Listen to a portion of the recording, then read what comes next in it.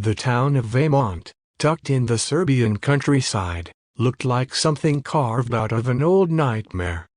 By day, it was harmless: cobblestone streets, narrow alleys, and a cathedral whose bells had long fallen silent. But by night, when the moon hid its face and the street lamps flickered like dying candles, the whole place breathed unease. I, Daniel Rourke, had been working at a translation office on the far side of town. Beside me was my co-worker, Melissa Kane, who insisted we cut through the cathedral alley after our late shift.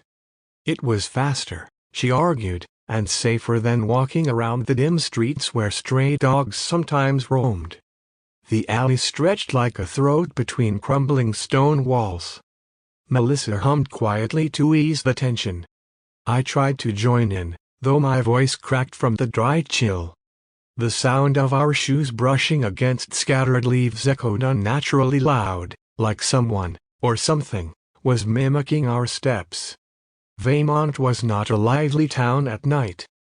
The taverns closed early, and the marketplace emptied after dusk. That evening, the streets felt deserted, save for a few stray cats that lingered in the shadows, their eyes glowing amber in the half-light. Melissa crouched to scratch one behind the ears, but the cat hissed and bolted. Others followed, yowling as if they had been startled by something we couldn't see. The sudden racket made my heart stutter. "That's odd," Melissa murmured, brushing her hands on her coat. I opened my mouth to respond, but a chill crept along my spine, like icy fingers tracing each vertebra. The street lamps buzzed faintly, their glow sickly yellow. Ahead, something stirred. That was when we saw her. At first, I thought she was a performer. A lone woman, standing under the one lamp still flickering at the far end of the alley.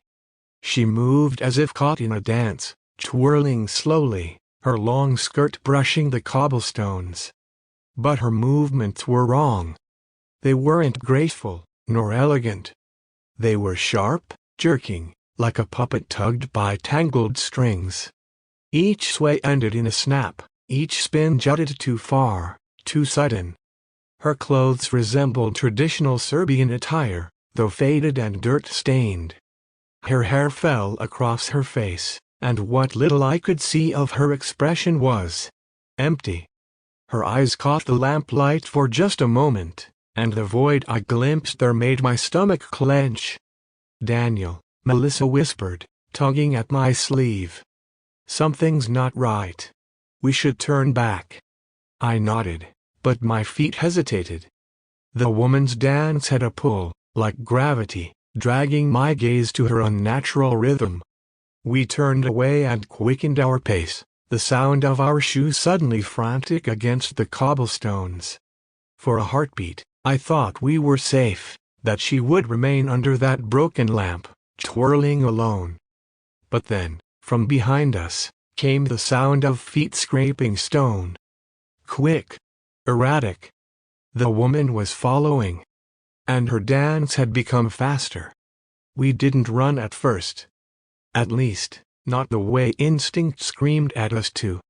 Instead, Melissa and I walked faster, our breaths short, uneven. The sound of scraping feet behind us grew louder, echoing through the narrow alleyway. I risked a glance over my shoulder. The woman was closer now, her limbs jerking as though unseen wires yanked her through the night. Her skirt swirled violently with every unnatural spin. Her head lolled to one side, eyes blank and glassy, yet somehow fixed on us. "Don't look back," Melissa hissed. Her hand gripped my arm so tightly I felt her nails through my sleeve. We picked up our pace, almost jogging, the cathedral looming in the distance like a monolith. For one absurd second, I hoped the church itself might protect us, as if its stone walls still held some forgotten blessing. But the sound of her dance grew frantic, pounding against the cobblestones in irregular bursts, thump, scrape, shuffle, thump. That was when Melissa stumbled. Her foot caught on a broken cobble, and she pitched forward with a cry. I reached out, but momentum dragged her to the ground. She groaned, clutching her ankle. "Melissa!" I crouched, trying to pull her up. And then I felt it, air rushing, presence closing in. When I looked up, the woman was there. Not 20 feet away. Her head twitched as though listening to a silent tune only she could hear. Her grin widened, unnaturally wide, stretching too far, skin tightening at the edges. I froze. My breath caught in my throat. Melissa whispered, "Daniel, don't let her touch me." But it was already too late.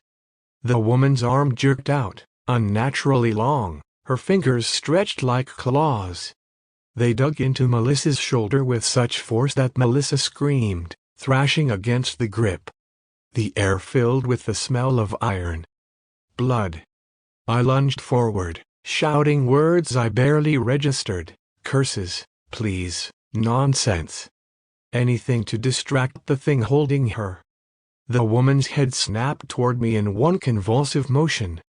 Her expression shifted from emptiness to grotesque delight, a smile stretching across her face as though carved into her flesh. Then, she released Melissa and lunged for me instead. Her hands locked around my arms with a strength that was impossible for her thin frame. Her breath was hot against my ear, reeking of something rotten. She whispered in a language I didn't recognize, syllables sharp and slurred, like broken glass sliding over stone. I wanted to fight back, to punch or kick, but my muscles betrayed me. My body trembled, frozen, as though every word from her mouth coiled around my mind like chains. She pushed me to the ground. My back hit the cold stone hard, the air knocked from my lungs. Above me, her skirt swirled as she spun in a circle, dancing around my prone body. Her motions were wild, yet precise, as though her steps followed some ancient ritual. I turned my face, desperate to avoid her gaze, but movement caught my eye. Behind me, deeper in the shadows of the alley, 2 figures emerged. They were not human. Their forms were tall and featureless, like silhouettes pulled from the darkness itself. No eyes, no mouths, no detail, just shifting shadows given shape. Their steps were silent, fluid, inhumanly swift. "Melissa!" I screamed, twisting toward her. She was being dragged away, her body thrashing in vain as the faceless figures closed around her. Her scream tore through the night, desperate, hopeless. "Daniel!" Her voice cracked in terror. My heart tore with it. I tried to scramble toward her, but the dancing woman stomped down near my head, halting me. Her grin loomed above, and she twirled again, her motions faster, more frenzied. My pulse hammered in my throat. Melissa's cries grew fainter, carried away into the endless dark until only silence remained. And I was left alone. Alone with the dancing woman. The silence after Melissa's screams faded was worse than the noise itself. The alley seemed to stretch longer, darker, swallowing me whole. My chest rose and fell in shallow bursts, panic clinging to my throat like smoke. The dancing woman circled me, her feet slapping and scraping against the stone. She didn't falter, didn't tire, as if her movements were powered by something other than muscle and bone. I pushed myself backward, palms scraping raw against the cobbles. I expected her to pounce again, to tear into me like an animal. But instead, she stopped, mid-spin, her head cocked at a sharp angle, listening. A low hum escaped her lips, like the echo of a hymn sung off-key. Then, with a violent twist, she launched into another dance, her arms swinging unnaturally wide, skirt spinning. I couldn't look away. Something deep inside whispered, "If you watch too long, you'll never stop." That thought was enough to jolt me. I scrambled to my feet and ran. I didn't know how long I sprinted through those empty streets. My lungs burned, my legs felt like lead, but I didn't dare slow down. The alleys blurred past, shadows stretching too long, windows watching like eyes. By the time I stumbled to my apartment building, sweat soaked my shirt despite the night chill. My fingers fumbled with the keys, trembling so badly I nearly dropped them. When the lock finally clicked open, I slammed the door shut and twisted the bolt with all the force I had left. For a long while, I just stood there in the dim hallway, forehead pressed against the wood, trying to convince myself I was safe. That Melissa had somehow escaped, that this was just a nightmare. But the echo of her screams still rang in my ears. I collapsed onto the couch, chest still heaving. My phone lay on the coffee table. I grabbed it with shaking hands and dialed Melissa's number. 1 ring. 2 rings. 3. Straight to voicemail. "Come on, Melissa," I whispered, pressing redial. I tried again. Voicemail. Again. Nothing. 1,000 possibilities crashed through my mind. Maybe she had dropped her phone when the shadows dragged her. Maybe she was already home, too shaken to answer. Or maybe, the thought I refused to complete tightened my throat. Then, the phone buzzed in my hand. An incoming call. Melissa's number. Relief nearly knocked me over. I answered in a rush. "Melissa. Thank God." But there was no response. Only heavy breathing. Long, ragged, inhuman. I pulled the phone from my ear. "Hello?" Then, a whisper. Not Melissa's. A foreign tongue, the same broken syllables the woman had hissed in the alley. Each word twisted with static, as though the voice came from both inside and outside the phone at once. My stomach dropped. I hung up, heart hammering. The phone buzzed again almost instantly. Same number. Same call. I threw the device onto the couch like it had burned me. That was when I heard it. A faint scrape. Coming from the balcony door. The sound was subtle at first, like tree branches against a window. But I lived on the 3rd floor.